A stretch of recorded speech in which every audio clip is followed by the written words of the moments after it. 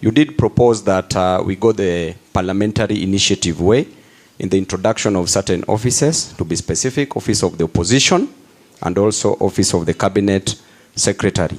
So my question is, the moment the opposition is strengthened, and we know what happens in parliament, especially after elections, the moment these offices are strengthened and they are being financed by the government, especially the Office of the Opposition, then what happens in such a situation where the parliament will want to come and amend, bring an amendment to the same? Won't we be interfering so much with this office and watering down its powers? And it might end up being even scrapped off again. So I think we need to look into that, and my opinion is to go the referendum way.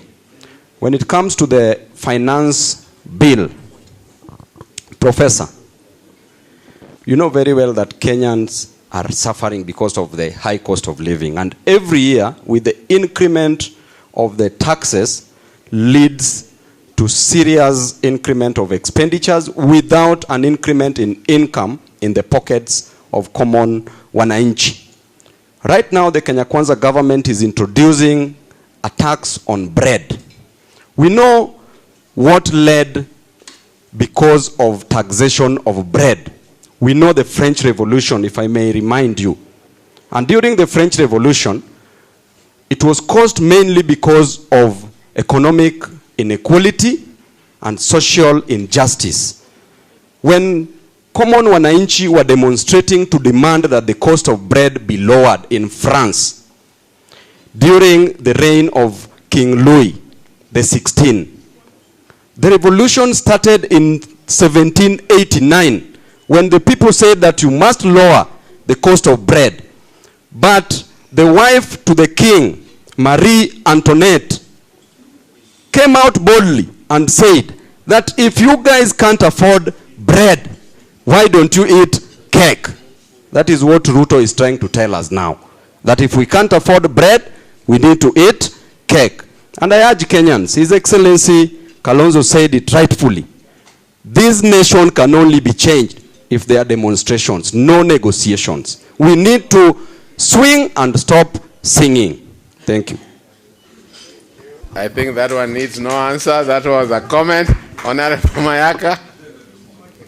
Thank you very much. I just want to make three very quick comments. Number one is, I know we've glazed through the bills, but it is my hope that we'll actually get the drafts so that we can familiarize ourselves very well with it. Second one is we need to be very cautious, especially during the Committee of the Whole House, because I noticed during the IBC Committee of the Whole House, we had members who tried to sneak in some mischief. So that is where we really need to focus on, so that they don't sneak in the mischiefs that they want to focus for us.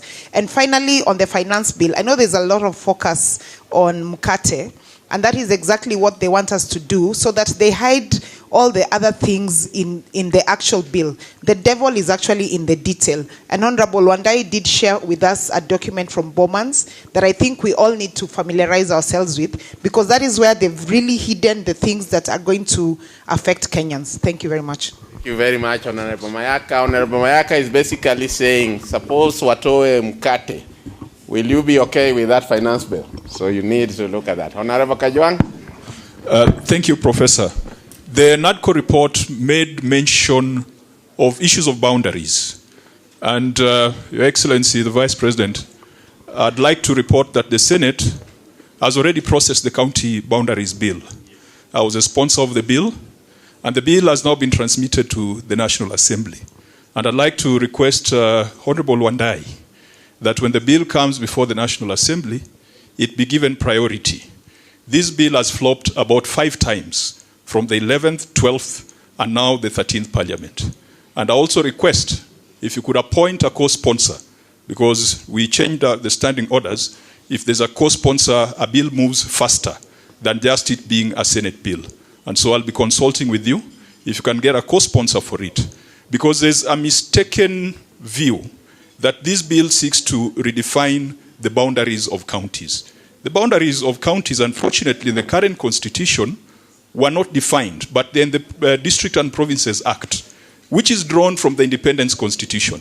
So the bill has not altered a single inch of a county boundary, and the bill also has not made those provisions that led to its rejection in the past. Because I think in the past the National Assembly argued it was a money bill, but I believe that this being one of the things the NADCO process prioritized, we can get a bipartisan and a bicameral approach to it. Secondly, there is also the entrenchment of funds in the Constitution.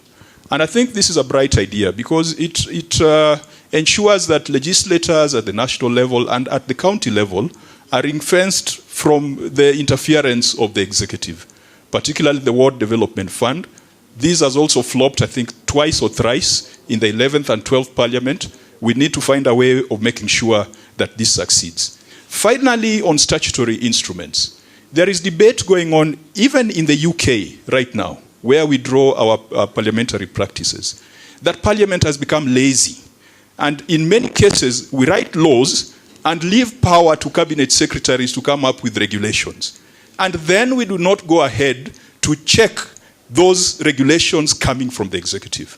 I wish we could align the amendments to the Statutory Instruments Act by amending Clause 12 and putting it in statute that the delegated legislation committees of Parliament shall be chaired by persons who are not in parties that form government. Because right now, it is absurd that in the Senate, the person who chairs the delegated legislation committee is a member of government. They are incapable and they do not have the spine to stand up to the executive. And a lot of delegated legislation takes effect due to lack of consideration. Because after 21 days, the regulations take effect.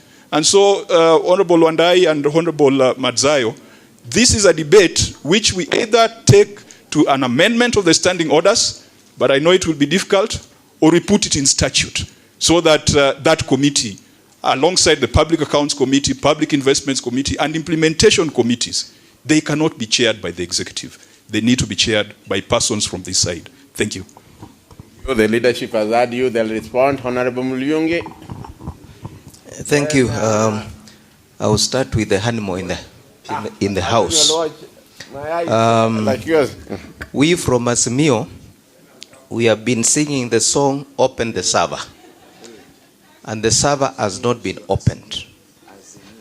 Have you sanitized who controls the server in your amendments? Number two, on the matter raised by Senator Keo on IBC, where the chair and the vice chair cannot come from the same political party, I propose that the same applies to the political party's regulatory authority, so that the chair and the vice chair will not come from the same party or coalition.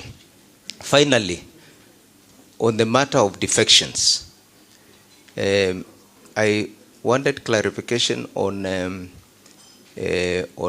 working with the other side, because I've seen a situation whereby even a nominated member of Parliament from Azimio is working with the government.